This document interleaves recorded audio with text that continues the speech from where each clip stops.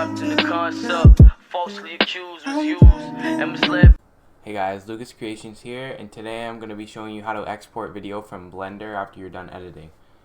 So, just for example purposes, I'm using my intro, as you can see.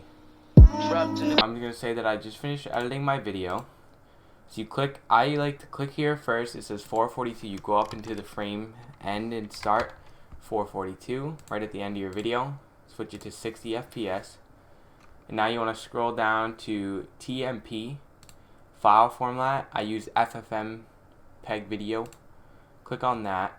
Now you scroll down to encoding and you put it in, so this is your file, you put it in whatever file you want to in output. And you scroll down to encoding, you do video. I keep it at HP264.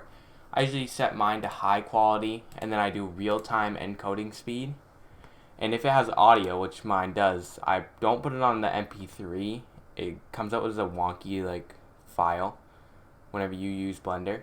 So I use the AAC audio, and pretty much everything from here is good. You just go render animation, and you render your video, and once it's done, it will automatically export into whatever file you put this on. So mine goes into a TMP file.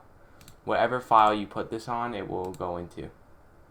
So I hope this helped you out, and if you guys want to see any more Blender tutorials, let me know, and hit that like button if this helped, and subscribe. Thank you.